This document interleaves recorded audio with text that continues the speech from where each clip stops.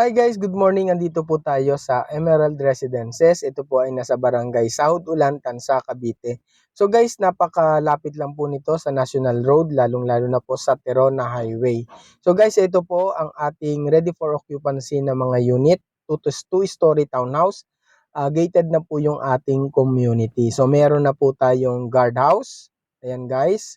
So napakaliwalas po ng ating community. So guys, mapapansin nyo po, ah, napakarami na po talaga ng ating ready for occupancy na yan. At the same time, may nakatira na rin po dito. Ang ating pong available dito ay yung regular cut na 40 square meter at ang floor area po natin ay nasa 52 square meter. So guys, ayan po ang ating mga 2-story townhouse. So guys, napapansin nyo, malaki po yung ating main roads, no? Na mga nasa 10 to 12 meters po yan. At yung ating pong secondary ay mga nasa 6 to 8 meters po. So guys, ito po yung ating facades ng 2-story townhouse na to. Napaka basic po at minimal. Napakaganda naman po. So guys, ito po yung ating pinaka model unit.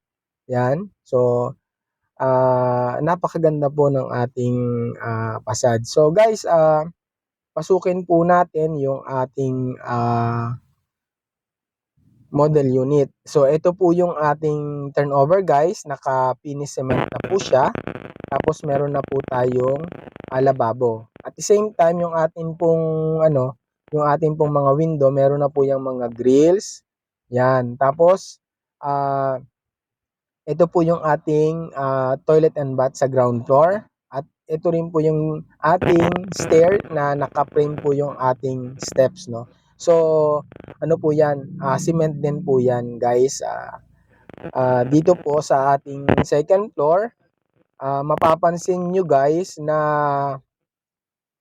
wala pa po tayong partition. So, naka plain finish cement lang din po siya. Ganun din po yung ating mga window. Meron na po siyang mga grills at wala din po tayong kisame. So tayo na po yung magde-decide guys kung ano po yung ating disenyo dito sa ating second floor. At the same time, ito din po yung ating toilet and bath sa second floor. So pag turnover po niyan, meron na po yung lavatory and then yung ating pong toilet bowl. So guys, tayo po talaga ang magde-decide kung ano po yung ating i-design. Pati po pagdating sa ating mga tiles, pwede po nating vinyl or yung tiles po na 60 by 60 or 30 by 30. So guys, ayan, ang ating po palang stairs ay meron na po siyang steel handrail. So, yan, meron na po yan. So, ang sa atin na lang po talaga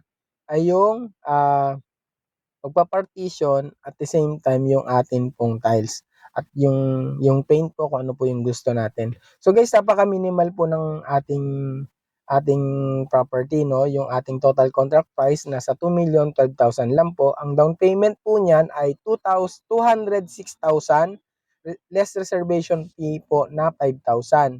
24 months po ang DP term po natin na nasa 8,375 every month. So 30 months po 'yon. So almost 2.5 years, and then yung required income po natin ay nasa 33,000 pesos. So guys, napakaganda po ng ating model unit at the same time napakalapit po sa mga resort, yung Postema and then yung atin pong Villa Excellence na almost 1 kilometers yung layo po, no, from dito po sa ating community. Tapos yung Postema po, paglabas lang po natin ng ating community gate, walking distance lang po. Mga wala pang 5 minuto nandun ka na sa unit sa resort, guys. So guys, ito ay napakaganda pong community, napakalapit po. Pagbaba po natin sa National Road, by walking lang po, hindi na tayo magta-tricycle, no. Pwede na po nating marating ito kaagad. So guys, kung gusto niyo pong mag-site visit, PM niyo lang po ako para po ma-assist ko po kayo sa property na to.